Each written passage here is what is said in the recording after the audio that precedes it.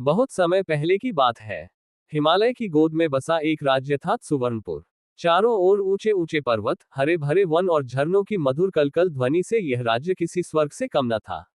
इस राज्य पर शासन करता था एक न्यायप्रिय, बुद्धिमान और दयालु राजा, महाराज विक्रमदेव। राजा विक्रमदेव के राज्य की सीमाएं विशाल थीं, पर उससे भी विशाल था उनका हृदय।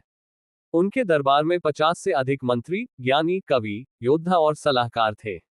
हर सुबह दरबार में नीतियों पर चर्चा होती, प्रजा की समस्याएं सुनी जाती और फिर शाम को सांस्कृतिक सभा आयोजित होती, जिसमें गायक, नर्तक और कवि अपने अपने कला कौशल का प्रदर्शन करते। परंतु राजा विक्रमदेव का मानना था कि राज्य केवल तलवार से नहीं, बुद्धि और न्याय से चलता है। इसीलिए उन्होंने अपने दरबार को ज्ञान सभा कहा था, जहां हर व्यक्ति को बोलने का अधिकार था, चाहे वह किसी भी वर्ग का हो। भाग एक, न्यायप्रिय राजा। एक दिन दरबार में दो व्यापारी आए। दोनों में झगड़ा था। पहले व्यापारी ने कहा, महाराज, इसने मुझसे 20 सोने के सिक्के उधार लिए थे, पर अब ये कहता है कि उसने चुका दिए।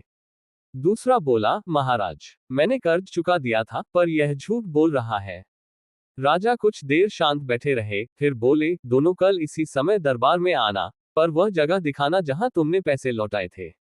अगले दिन दोनों व्यापारी आए। वे एक पुराने बरगद के पेड़ के पास गए। राजा ने दोनों को अलग कर दिया और पहले व्यापारी से पूछा, क्या तुमने यहीं पैसे लिए थे? जी महाराज, उसने कहा, यही वह स्थान है। राजा मुस्कुराए और बोले, ठीक है, ये बरगद कल दरबार में बुलाया जाएगा। सारे दरबारी हंस पड़े, पर किसी ने कुछ नहीं कहा। अगले दिन राजा ने दरबार में कहा, क्या बरगद आया? सैनिकों ने कहा, नहीं महाराज, पेड़ तो नहीं आया। राजा ने कहा, तो चलो, दूसरा व्यापारी पेड़ देखने गया होगा। ये सुनते ही दूसरा व्यापारी घबरा गया और बोला, नहीं महाराज, मैं तो यही हूं।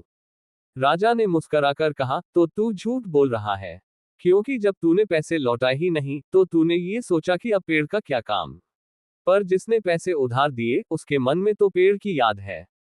सारा दरबार गूंज उठा, महाराज विक्रमदेव की जय हो। इस प्रकार राजा ने बिना गवाहों के केवल बुद्धि से न्याय किया। भाग दो, कवि और सैनिक। राजा विक्रमदेव न केवल न्यायप्रिय थे, बल्कि कला और साहित्य के भी प्रेमी थे। उनके दरबार में राजकवि चंद्र प्रकाश नाम का एक कवि था। वह हर सभा में अपनी रचनाएं सुनाता और राजा से पुरस्कार पाता।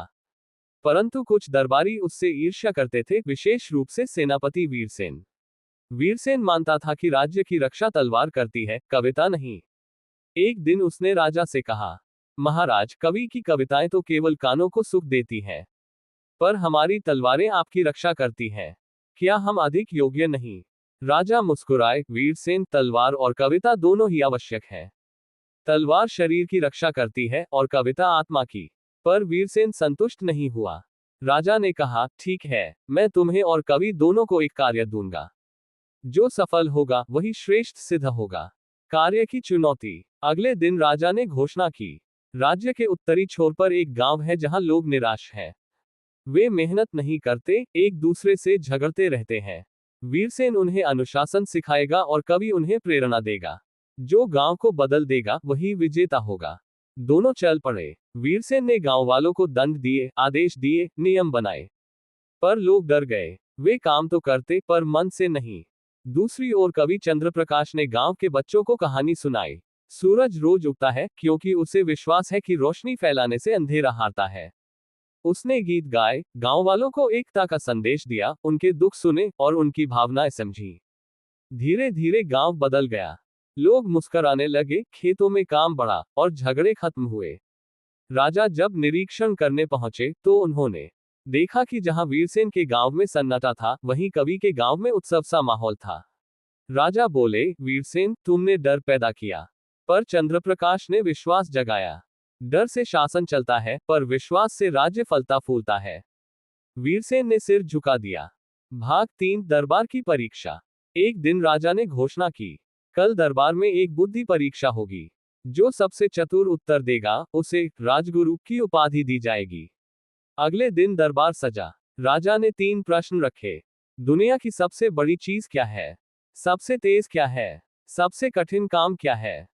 पहला मंत्री बोला, राजा सबसे बड़ा है। दूसरा बोला, धन सबसे बड़ा है। तीसरा बोला, समय सबसे बड़ा है। राजा ने सिर हिलाया, पर संतुष्ट नहीं हुए। फिर दरबार में एक साधारण किसान आया, जो न्याय सुनने आया था। उसने कहा, महाराज अगर अनुमति हो तो मैं भी उत्तर दूं।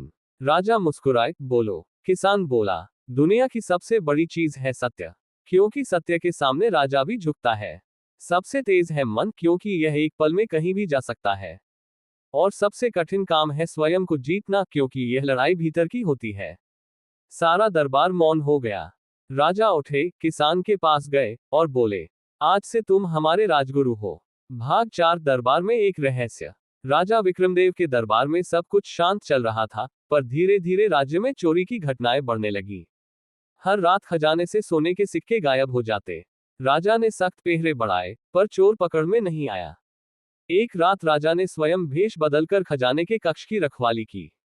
आधी रात को दरवाजा खुला और राजा ने देखा, अंदर कोई नहीं था, पर फर्श पर ताजे पदचिह्न थे, नंगे पैर के। राजा ने ध्यान से देखा, पदचिह्नों से हल्की सी चंदन की सुगंध आ रही थी। अगले दिन उन्होंने दरबार में सभी दरबारियों के पैर धुलवाए। जब कवि चंद्रप्रकाश के पैर धुलवाए गए, वही चंदन की खुशबू आई। राजा चकित रह गए, कवि चोर। पर जब उन्होंने उसकी आंखों में देखा, वहां सच्चाई थी। कवि ने कहा, महाराज मैं चोर नहीं, पर रात को मैं खजाने के कमरे के पास जाकर कविता लिखता था, क्योंकि वही सबसे अधिक शांति थी। शायद वही पदचिह्न मेरे होंगे। राजा ने जांच करवाई और सचमुच चोर कोई और निकला, महाल का एक रसोया, जो ताले की चाबी की नकल बनाकर चोरी करता था। राजा ने चोर को दंड दिया और कवि को सम्मानित किया। जिसका मन स्वच्छ है, उसे किसी प्रमाण की आवश्यकता नहीं। भाग 5 राजा की सबसे बड़ी परीक्षा। एक बार राजा गंभीर रूप से बीमार पड़ गए। वैद्य और चिकित्सक असहाय थे। राज्य में अफरा तफरी मच गई। तभी एक वृद्ध साधु दरबार में आया और बोला, राजा का जीवन बच सकता है, पर एक शर्त है, राजा को 7 दिनों तक एक सामान्य प्रजा की तरह रहना होगा, बिना किसी पहचान के। राजा ने स्वीकार किया। उन्होंने अपने राजचिन्ह उतार दिए और साधारण वस्त्र पहन लिए। वह एक गरीब लकड़हारे के घर में रहने लगे। वह लकड़हारा और उसकी पत्नी ईमानदार थे, पर बहुत गरीब। फिर भी उन्होंने राजा को सम्मान दिया, बिना ये जाने कि वह स्वयं राजा है। राजा ने 7 दिन तक उनके साथ भोजन बांटा, जंगल से लकड़ियां काटी और उनकी कठिनाइयां देखी। उन्होंने महसूस किया कि प्रजा कितनी मेहनत करती है और राजमहल से वह सब कितना अलग था। 7वें दिन साधु फिर आया और बोला, राजा अब तुम स्वस्थ हो गए, पर क्या सीखा? राजा ने कहा, मैंने जाना कि राजसिंहासन पर बैठना आसान है, पर हर दिन पेट भरना कठिन। मेरे दरबार के निर्णय अब केवल राजकीय नहीं, बल्कि मानवीय होंगे। भाग 6 नई सुबह। स्वस्थ होकर जब राजा दरबार लौटे, तो उन्होंने कुछ बड़े निर्णय लिए। राज्य में कोई भूखा नहीं रहेगा। हर गांव में शिक्षा और चिकित्सा की सुविधा होगी। जो गरीब है, उसे कर नहीं देना होगा। और हर वर्ष जनसभा होगी, जहां प्रजा सीधे अपनी बातें कह सकेगी। उनके इन आदेशों से राज्य में खुशहाली फैल गई। लोग उन्हें जनराजा विक्रमदेव कहने लगे। उनका दरबार अब केवल शासन का केंद्र नहीं था, बल्कि ज्ञान, कला और मानवता का प्रतीक बन चुका था। भाग 7 अंतिम निर्णय। सालों बाद जब राजा वृद्ध हुए, उन्होंने अपने पुत्र को बुलाया और कहा, बेटा याद रखना, राजा की शक्ति उसकी तलवार में नहीं, उसके न्याय में होती है। दरबार की शोभा उसकी इमारत से नहीं, उसकी सच्चाई से होती है। और राज्य की समृद्धि धन से नहीं, प्रजा के सुख से होती है। इतना कहकर उन्होंने गद्दी अपने पुत्र को सौंप दी और वन की ओर प्रस्थान किया।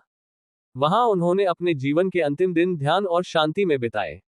कहते हैं, जब वे स्वर्ग सिधारे, तो सुवर्णपुर की धरती पर 7 दिन तक हल्की वर्षा हुई, जैसे प्रकृति भी अपने प्रिय राजा को विदा दे रही हो। चेरी ब्लॉसम उपसंहार। सदियों बीत गईं, पर सुवर्णपुर के लोग आज भी अपने राजा विक्रमदेव की कहानियां सुनाते हैं। उस राजा की, जिसने सिखाया कि राज्य बल से नहीं, न्याय और करुणा से चलता है।